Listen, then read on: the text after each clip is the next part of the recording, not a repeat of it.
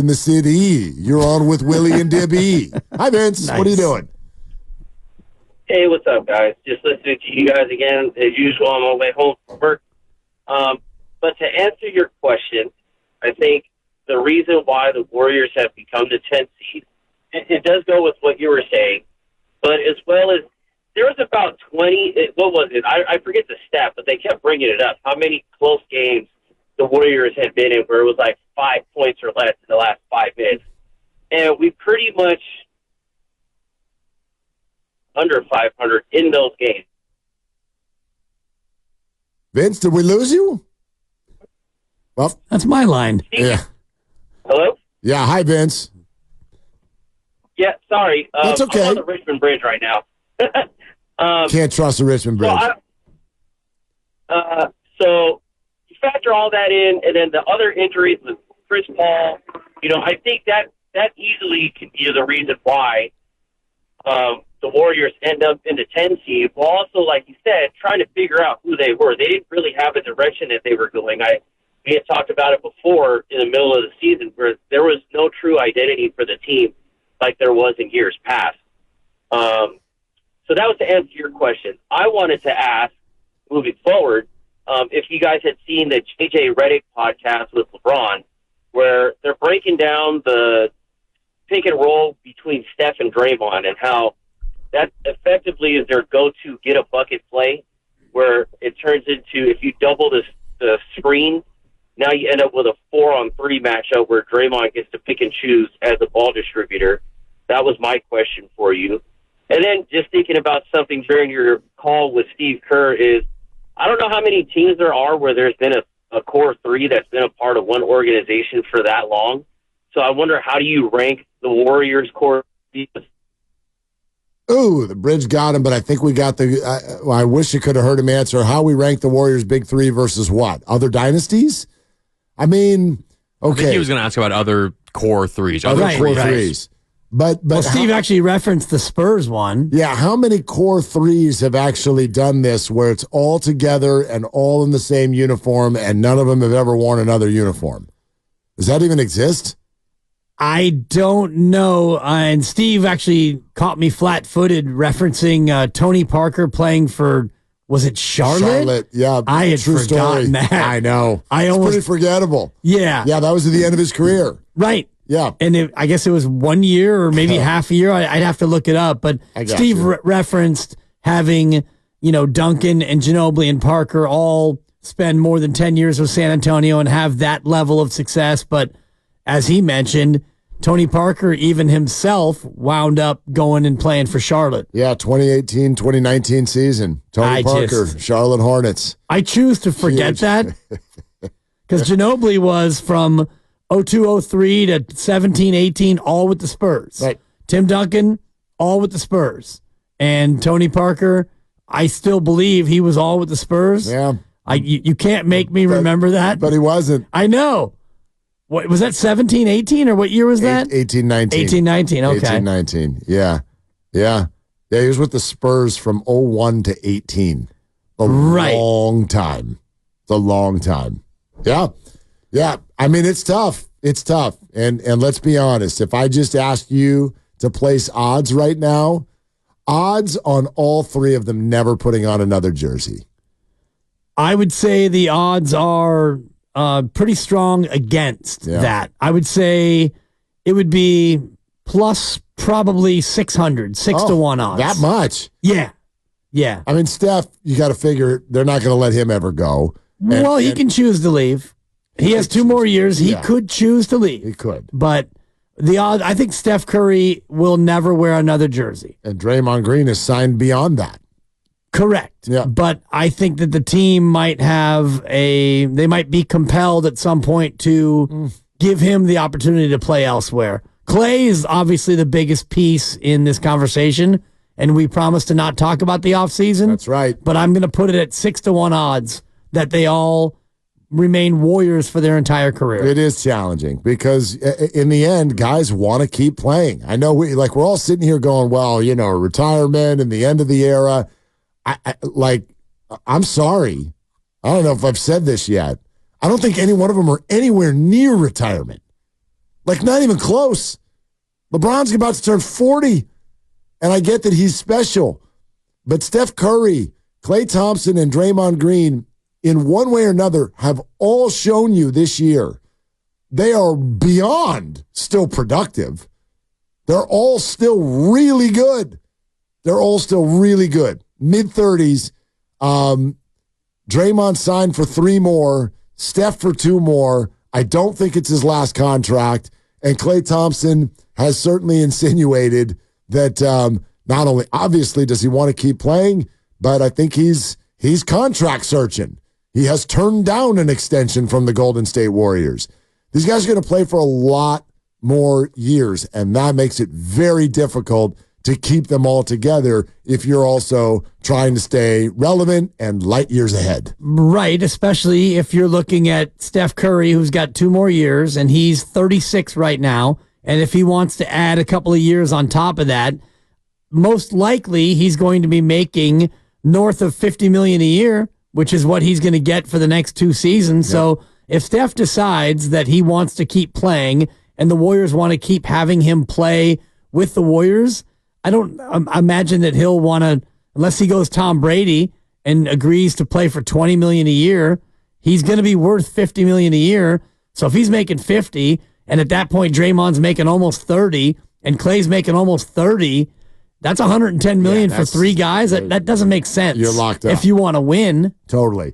You're listening to 95.7 The Game, KGMZ FM and HD1 San Francisco. Always live on the free Odyssey app, Twitch and YouTube, powered by First NorCal Credit Union. Upgrade your savings dividend.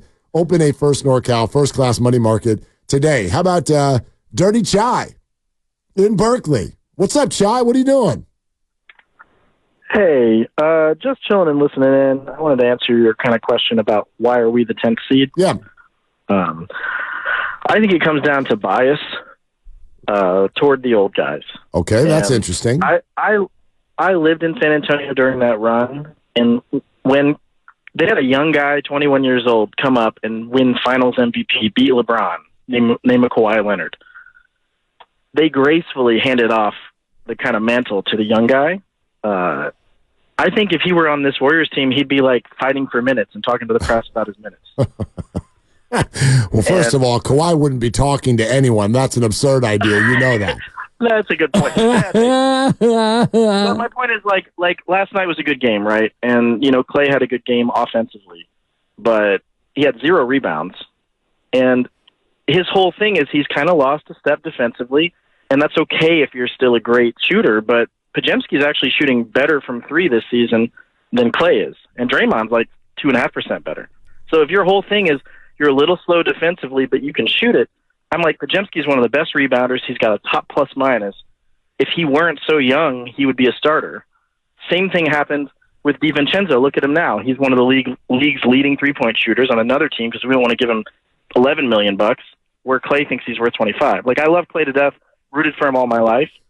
But you got to know when it's time to take a step back and take your kind of Sean Livingston, Andre Iguodala years and let somebody else start. I don't think that you're off here. I don't think that this is a bad point. I will say your comp is a little tough for me. Kawhi comes in, Finals MVP, like he showed in that moment that he could handle the idea of being a 1. The Warriors do not have that. No matter how excited you are about Jonathan Kuminga, and actually you used Pajemski, or whatever his name is, Podzmensky or Poughkeepsie.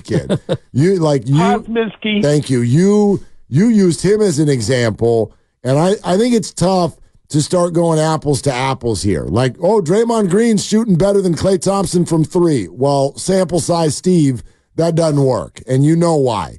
Klay's shot 4 threes for every one Draymond has, and we've reached the time in the year where I'm going to eliminate whatever the hell was going on in November and December. It's not relevant anymore.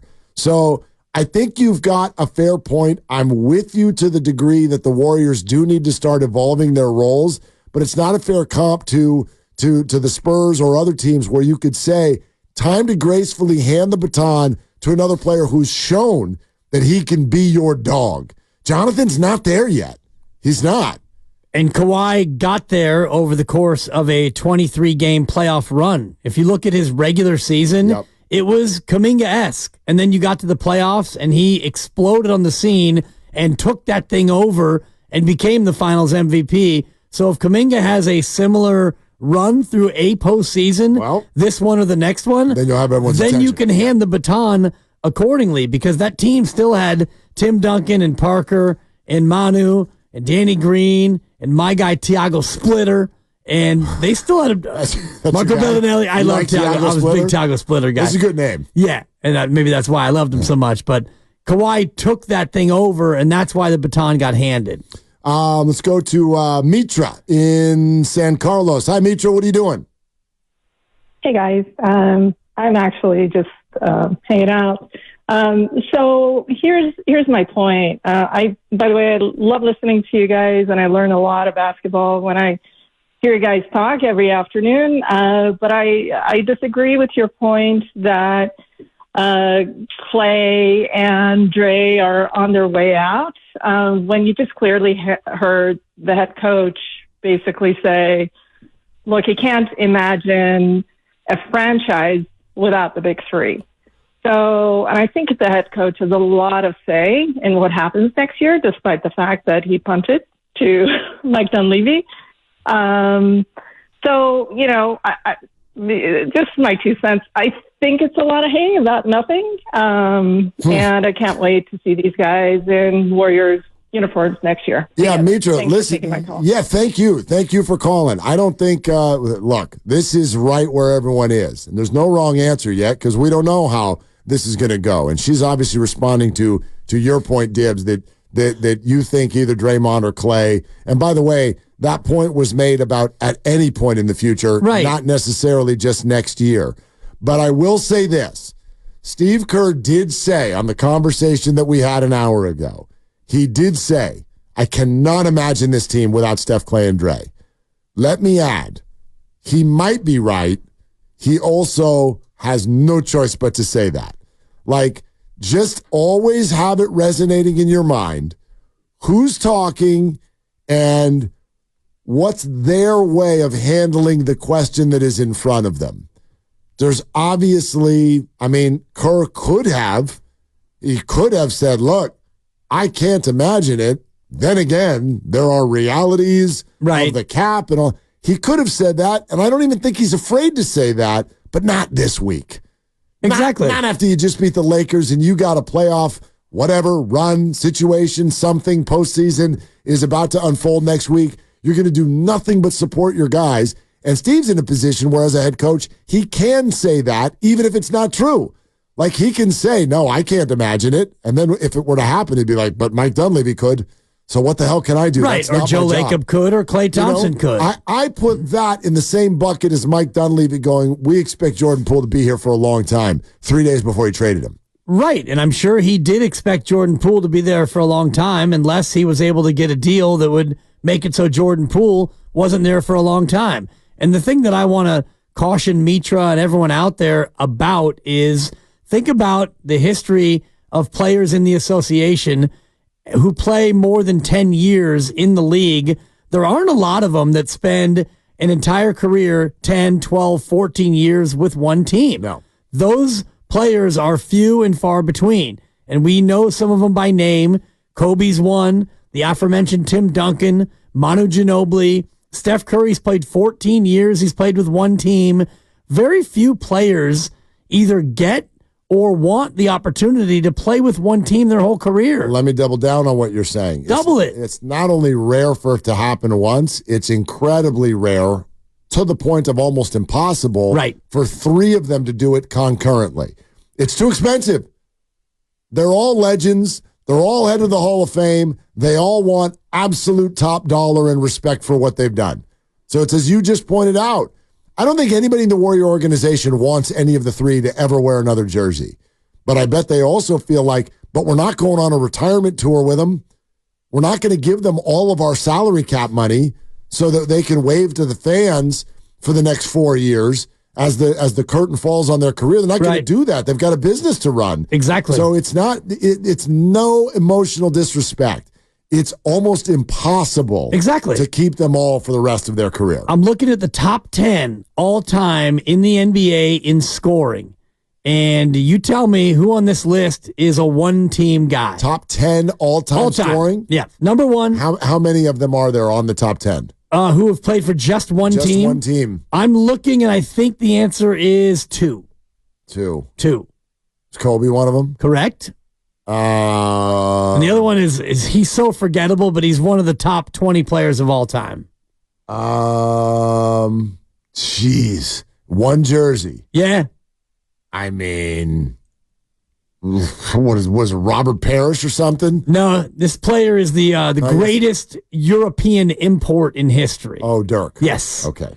Dirk. But beyond that, Kareem played for two teams. Two teams. Karl Malone. Lakers. Yeah. Kobe's number 4. Michael Jordan's number 5. I believe he played for the Washington Wizards and the Birmingham Barons. Dirk, the German Jesus. Wilt Chamberlain.